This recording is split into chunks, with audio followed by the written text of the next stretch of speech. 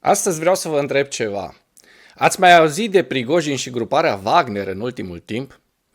De când s-au retras din Bahmut, Wagnerii încearcă fără succes să-și facă forțele și să-și găsească altă carne de tun.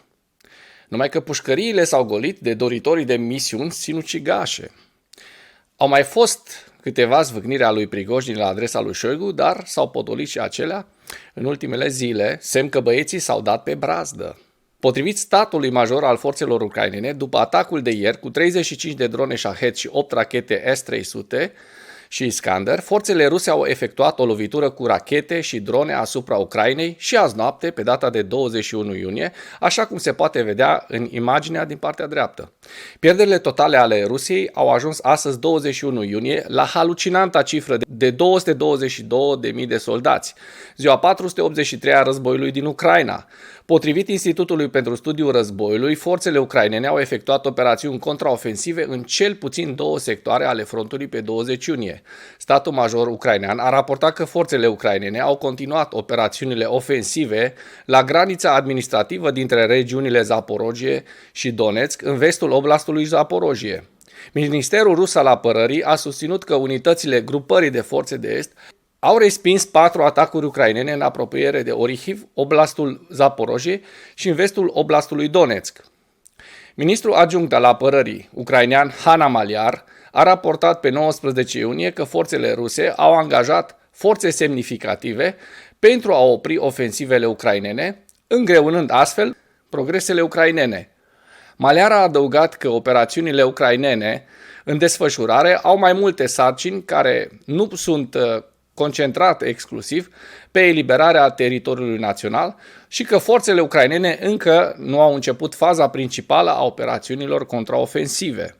Ministerul rus al apărării continuă să răspundă la operațiunile de contraofensivă ucraineană cu un grad relativ ridicat de coerență retorică, sugerând că Ministerul Apărării a învățat din manipularea greșită din trecut a spațiului informațional în timpul contraofensivelor ucrainene anterioare. Ministrul rus al apărării, Sergei Shoigu, s-a adresat colegiului Ministerului Apărării pe 20 iunie și și-a început discursul abordând operațiunile de contraofensivă ucraineană în desfășurare în vestul regiunilor Donetsk și Zaporojie. Shoigu a susținut că contraofensiva a început pe data de 4 iunie, în concordanță cu evaluarea anterioară a Institutului pentru Studiul Războiului, privind momentul în care a început contraofensiva. Shoigu a mai susținut că trupele ucrainene au lansat 263 de atacuri asupra pozițiilor rusești, începând cu data de 4 iunie, dar a negat că forțele ucrainene au făcut câștiguri oriunde în teatru de operațiuni, spre deosebire de dovezile geolocalizate disponibile public ale progreselor ucrainene.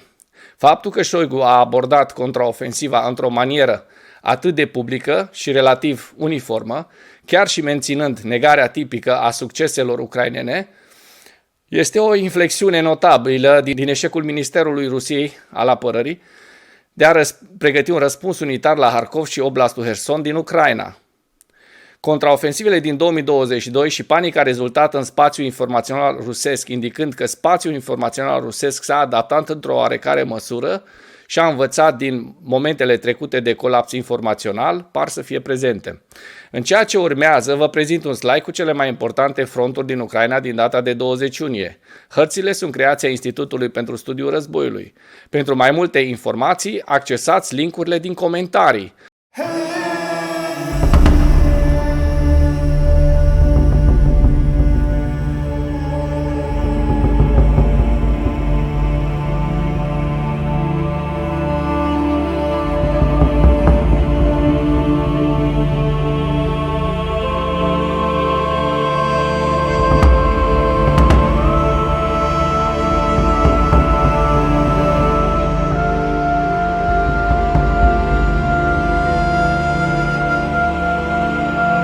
Mulțumesc pentru vizionare. Dacă vrei să susții acest canal, abonează-te la Animatura.